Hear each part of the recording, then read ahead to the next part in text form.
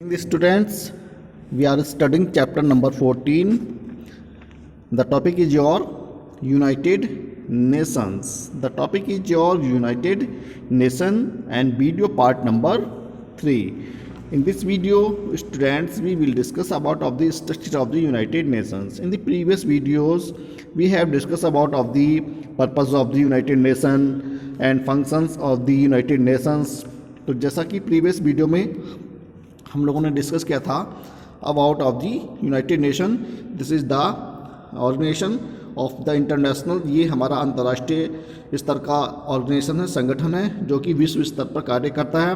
तो हमने previous video में हमने डिस्कस किया था कि कैसे किस परिस्थितियों में किन कारणों से यूनाइटेड नेशन की फाउंडेशन हुई और इसके पीछे पर्पस क्या थे, क्या रीज़न है कि ये यूनाइटेड नेशन कैसे वर्ल्ड लेवल पर, कैसे अंतर्राष्ट्रीय स्तर पर ये कार्य करता है। तो इन द प्रीवियस वीडियो में already students we have discuss about of this purpose and function of the United nation. तो जैसा कि पर्पस इसका सीधा हमने प्रीवियस वीडियोज़ में डिस्कस किया था कि जो हमारे प्रथम विश्व युद्ध और द्वितीय विश्व युद्ध हुए थे, उन विश्व युद्धों से जो बड़ी स्तर पर जो विनाश मानवता का हुआ, जो हानि मानवता ने उठाई, उसके मद्देनज़र देखते हुए कुछ राष्ट्रों ने ऐसा महसूस किया कि ये विश्व स्तर की जो शांति बनाने की मुहिम चलाई गई, यानी कि जो विश्व स्तर के जो युद्ध हो रहे थे, जो बड़े जैसे फर्स्ट वर्ल्ड वार हुआ, सेकेंड वर्ल्ड वार हुआ, तो प्रथम और द्वितीय विश्व युद्ध में बड़ी मात्रा में लोग मारे गए।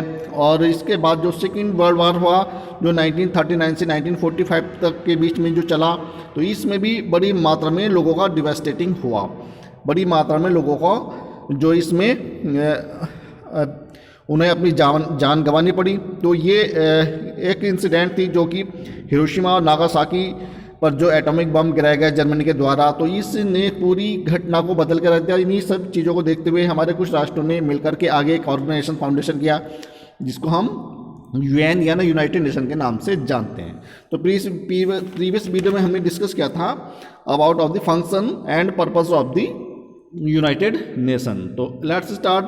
अब हम डिस्कस करेंगे about of the structure of our United nation. तो these are flags of our several countries who are members in the United nation. जो यूनाइटेड नेशन के मेंबर्स हैं, ये उनके कंट्री के अलग अलग डिफरेंट कंट्रीज़ के जो फ्लैग हैं ये होस्टिंग किए गए हैं इन द यूनाइटेड नेशन में, क्योंकि ये सभी राष्ट्रों का एक ग्रुप है, संगठन है, जिसको हम एक ऑर्गेनाइजेशन, वर्ल्ड लेवल के ऑर्गेनाइजेशन के नाम से इसको जानते हैं। तो this is the world health organisations, this is one organ of our United nation. तो ये हमारे इसके 6 ऑर्गन हैं जिनके बारे में हम वन बाय वन करके डिस्कस करेंगे। तो the general assembly, this is the first organ of the United nation. तो ये हमारे वन बाय वन करके हम आज जो डिस्कस करने वाले हैं इनके ऑर्गन्स के बारे में करेंगे। तो these are 6 organ of our United nation. तो organs of the united nations are the UN has 6 main organs, यानी कि इसके 6 मुख्य अंग हैं जो वर्ल्ड लेवल पर, जो विश्व स्तर पर, अंतर्राष्ट्रीय स्तर पर कार्य करते हैं। जैसे कि फर्स्ट ऑर्गन इसका the general assembly, and the second security council, and the third secretariat, and the fourth trusteeship council, and fifth economic and social council, and 6 is the international court of justice, जिसके बारे में मैंने आप लोगों से previous video में discuss कर चुका हूँ। और about of the 6 organs of the UNO, तो ये हमारे 6 ऑर्गन हैं जो विश्व स्तर पर, जो बड़े स्तर पर लोगों के लिए हेल्प मुहैया कराते हैं, जो विश्व स्तर पर जो भी जहाँ भी कोई त्रासदी वगैरह होती है, तो ये 6 ऑर्गन एज ए गॉड के रूप में वहाँ पर पहुँचते हैं, लोगों की बड़ी मात्रा में मदद की जाती है। जैसे at the present time corona virus अभी पूरे विश्व में फैला हुआ है, तो सभी देशों में सभी देश जो हैं हमारे कोरोना वायरस से जूझ रहे हैं, फेस कर रहे हैं। तो इस सब चीज़ों को निजात दिलाने के लिए, यानी कि विश्व लोगों की स्वास्थ्य मुहैया कराने के लिए, लोगों को welfare of the human being, मानवता के लिए, अच्छाई के लिए कार्य करने के लिए ये ऑर्गन कार्य करता है। तो इसका पहला पर्पस जो था विश्व शांति को स्थापना करना था, और उसके बाद जो वेलफेयर ऑफ द पीपल, यानी कि जो भी मानवता के लिए हो सकता है, संभव जो भी पॉसिबल हो सकते हैं, तो ये ऑर्गन्स हमारा वो पॉसिबल कार्य करता है। तो let's start one by one करके हम इनके बारे में डिस्कस करते हैं। जैसे कि हमारा फर्स्ट है हमारा यूनाइटेड नेशन के जो हमारे 6 बॉडी हैं, 6 ऑर्गन्स हैं, जो कि सर्व ऑफ दी डिफरेंट फंक्शन इनके हैं और दे आर फॉलो। तो जैसा कि ये 6 ऑर्गन्स में हमारा फर्स्ट ऑर्गन्स आता है जनरल असेंबली। जनरल असेंबली क्या होती है? तो general assembly is the main part of the UN. ये हमारा यूनाइटेड नेशन का मुख्य भाग है, मुख्य पार्ट है। And it is made up of all the member countries each with 1 vote, यानी कि इसमें हर कंट्री के लोगों के हर कंट्री के माध्यम से इसमें मेंबरशिप को चुना जाता है, बना जाता है। And it meets every year to discuss world problems and make recommendation. और ये प्रति वर्ष में एक बार इनकी बैठक होती है, एक सभा होती है, और जो विश्व स्तर की जो समस्याएं होती हैं और उनमें क्या सुधार करना है, उन सब चीज़ों को बैठ करके जो ये मीटिंग सभा उनको डिस्कस करती है। तो this is the general assembly. ये इसका मुख्य फंक्शन होता है, ये मुख्य इसका कार्य होता है कि विश्व स्तर की जो भी समस्याएं हैं जनरल असेंबली में बैठ करके मेंबर्स, इसमें सभी देश के जो मेंबरशिप होते हैं वो सब इसमें पार्टिसिपेट करते हैं और बैठ करके वहाँ पर जो भी प्रॉब्लम्स होती हैं विश्व स्तर की वो उनको शेयर किया जाता है। And decision are taken by the simple majority vote. और इस प्रकार से जो बहुमत जो भी मिलता है उसके आधार पर वो सारे डिसीजन, सारे निर्णय लिए जाते हैं। However in the protest decisions it require 2/3 majority, यानी कि जो 2/3 मेजोरिटी बहुमत जो मिलता है किसी भी डिसीजन के लिए, प्रोटेस्ट के लिए, तो वो वोट वो विनर होता है, तो उसके लिए वो डिसीजन सर्वमान्य होता है। उसी के आधार पर जो है यूएनओ की जो जनरल असेंबली हमारी वो वर्क करती है, फंक्शन करती है। And then the security council, तो ये this is the second organ of our United nation. तो the general assembly the security council is the most powerful organ of the UN. तो ये हमारा सेकेंड काउंसिल है, security council, जिसको हम सुरक्षा सभा के नाम से जानते हैं, सुरक्षा संगठन जिसको हम कहते हैं। तो इसका मुख्य कार्य यानी कि ये एक पावरफुल ऑर्गन होता है हमारे यूनाइटेड नेशन का। तो इसके पास जो पावर होती हैं it is responsible for the maintaining the international peace and security. इसका मुख्य कार्य होता है कि जो विश्व स्तर की जो भी शांति व्यवस्था बनाना होता है या सुरक्षा प्रदान करना होता है वो इसका मुख्य कार्य है। अर्थात किसी जो राष्ट्र आपस में लड़ते हैं या कुछ अपने उनके इंटरनल प्रॉब्लम है, युद्ध जैसी स्थिति है, तो उन जैसे युद्ध जैसी स्थिति को सामान्य करना ये हमारे सिक्योरिटी काउंसिल का कार्य होता है। तो इसमें जो 2 राष्ट्र या 2 से अधिक राष्ट्र जो भी आपस में फाइट करते हैं या वार करते हैं, युद्ध करते हैं, तो उन सब चीज़ों को रोकना होता है, यानी विश्व स्तर की शांति व्यवस्था बनाना ये इस ऑर्गन का मुख्य फंक्शन है, मुख्य कार्य है, इसकी मुख्य जिम्मेदारी है। It has 15 members. तो इस ऑर्गन में हमारे 15 मेंबर्स हैं and 5 of them are permanent. और इनमें से 5 कंट्री के जो मेंबर हैं वो बिल्कुल परमानेंट हैं, स्थायी सदस्य हैं। तो इस प्रकार से ये मेंबर्स 15 मेंबर्स इस ऑर्गन में कार्य करते हैं जो विश्व स्तर की शांति व्यवस्था बनाना होता है। तो इसमें 5 कंट्री के जो मेंबर्स हैं वो बिल्कुल परमानेंट है, जैसे कि यूएसए है, यूके है, एंड रसिया हो गया, फ्रांस हो गया, एंड चाइना। तो ये मेजर पावरफुल कंट्री हैं जो इनकी मेंबरशिप परमानेंट इस ऑर्गन में है।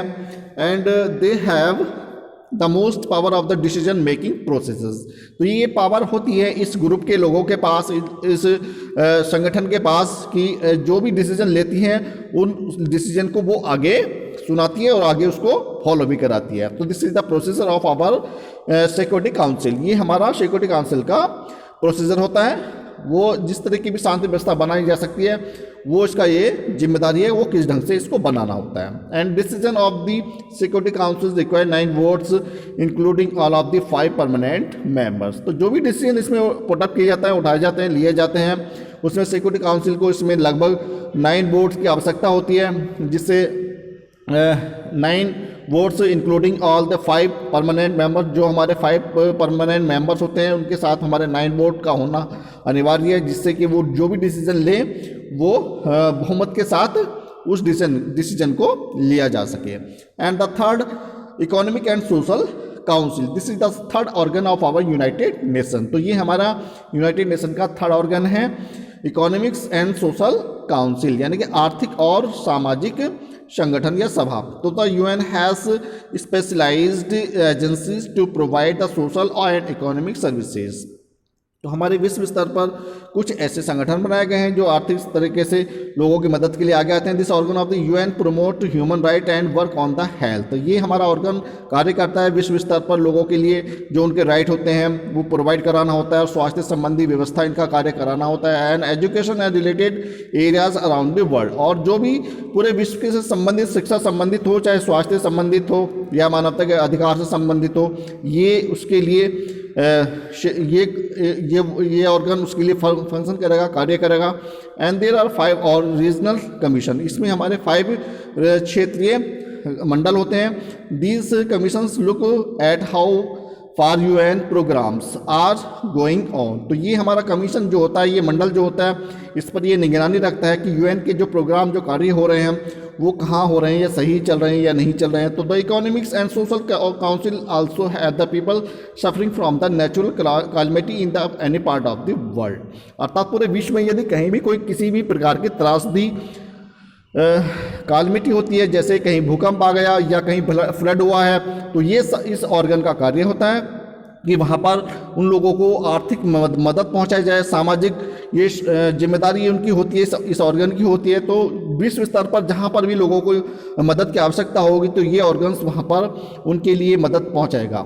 एंड द सेक्रेटरीट, और हमारा 4 ऑर्गन है सेक्रेटरीट। तो सेक्रेटरीट का क्या मतलब होता है?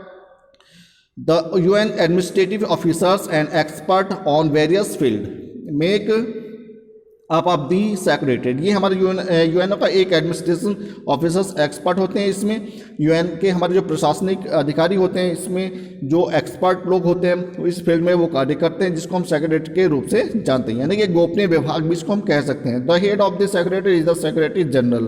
तो इस विभाग का जो अध्यक्ष होता है सेक्रेटरी जनरल होता है। And the secretary general serves as the chief administrative officer at all the meeting and reverses the daily operation of the UN. तो इस प्रकार से जो चीफ होता है, जिसका जनरल जो होता है, इसका चीफ एडमिनिस्ट्रेटिव ऑफिसर अधिकारी होता है, सभी मीटिंग की सभी सभाओं को उसको ऑर्गेनाइज करने का जो राइट होता है डेली प्रतिदिन का, वो जनरल सेक्रेटरी का होता है।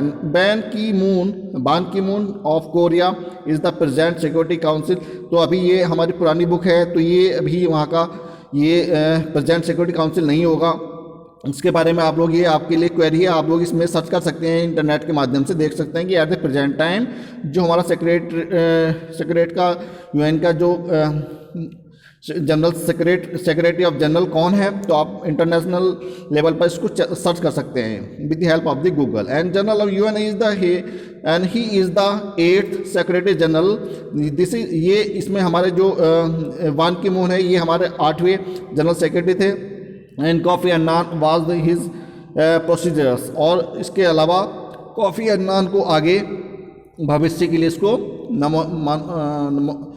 मनोनीत किया जा सकता है। The ट्रस्टशिप council, the 5 organ of this the ट्रस्टशिप council was found formed to look after the territories called trust territories which were not free when the UNO was formed। तो ये एक हमारा ट्रस्टशिप होता है, एक हमारा काउंसिल है, एक ट्रस्ट की, जो कि इसका कार्य जो क्षेत्रीय जो होते हैं, क्षेत्र की एरिया जो होती है उसको देख रेख करना होता है। And which were not free when the UNO was form, यानी कि जब यूएनओ फॉर्म नहीं काम नहीं कर रहा होता, अब ये इसका कार्य होता है कि उस चीज़ को वहाँ पर देखें। The countries who looked after them are called the trust countries, यानी कि जो राष्ट्र देश हित या मानवता के हित के लिए जो कार्य करते हैं उनकी देखरेख का कार्य करना, ये इसका ट्रस्टीशिप का काउंसिल का कार्य होता है। तो देयर वर 11 सच कंट्रीज, ऐसे हमारे 11 कंट्री हैं जो